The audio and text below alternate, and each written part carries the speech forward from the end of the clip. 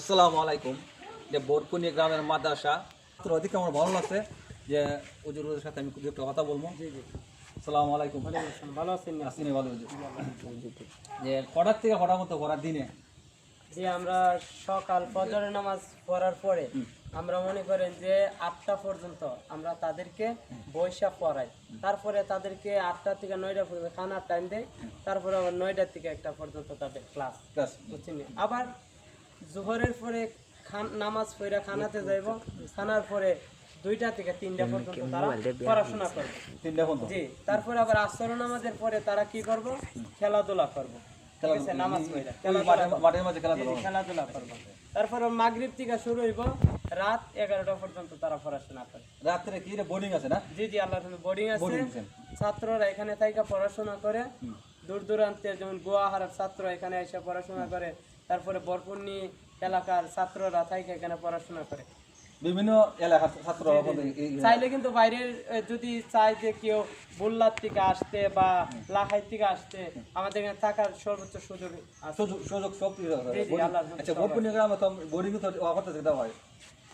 Lodging বাড়ি তো আছে। জি জি জি, অবশ্যই লজিং আর এখানে থেকে যেটা হয় বোর্ডিং কথা রাখতে জি পড়াশোনা জি করে। জি, রাতে পড়াশোনা। আচ্ছা ঠিক আছে, ধন্যবাদ হুজুর। আমি এগুলো হয়তো অনেক দিন ধরে আমি আর মাদ্রাসা চলছে পর থেকে আমি এরকম দেখছি না। আর আমার বয়সটা তো বাকি হয়েছে। মাদ্রাসা অনেক আমার যে সময় ছাত্র থেকে ওই যে মাদ্রাসা চলছিল এরকম আর দেখছি না। আমার সুন্দর আসছে, আমার অনেক সুন্দর লাগছে। আমার পরিবেশটা হচ্ছে যে মাদ্রাসা অনেক সুন্দর সাজাইয়া পরিবেশটা এবার ছাত্ররা এখানে থাকে রাত খেলা বোর্ডিং বন্ধ থাকে কেন আর কিছু বলবার বাকির জি, আমরা দেখেন এখানে কিন্তু আমরা যথেষ্ট পরিমাণে যারা সহযোগিতা করছে, টাকা পয়সা মেধা দিয়ে সহযোগিতা করছে, আমরা চেষ্টা করছি এটা সুন্দর করার জন্য। এটা আল্লাহ রসুলের বাগান। তো আমরা এটাই আপনাদের কাছে আমাদের চাওয়া যে আমরা মাদ্রাসাকে আমরা এখন সুন্দরের দিক দিয়ে আমরা এগিয়ে নিয়ে যাচ্ছি।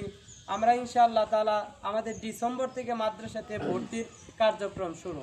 এখন আমাদের একটাই টার্গেট যে আমরা ছাত্রদেরকে শিক্ষার ক্ষেত্রে তাদেরকে আমরা সামনের দিকে এগিয়ে নিয়ে যাব ইনশাআল্লাহ। আর এখানে আমাদের বিশেষ করে মাদ্রাসার আরও কিছু আর্থিক সমস্যা রয়েছে, যার কারণে আমরা টাকার জন্য করতে পারতেছি না। যেমন মাদ্রাসার ভিতরে ফ্লোর, ঠিক আছে, এটা মাটি।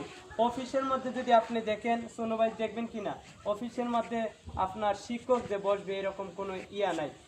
যেখানে চেয়ার রাখে, চেয়ারের তলে পর্যন্ত ধরে হাইট দিয়ে আপনার মাটি নিয়ে গেছে, বুঝছেন নি?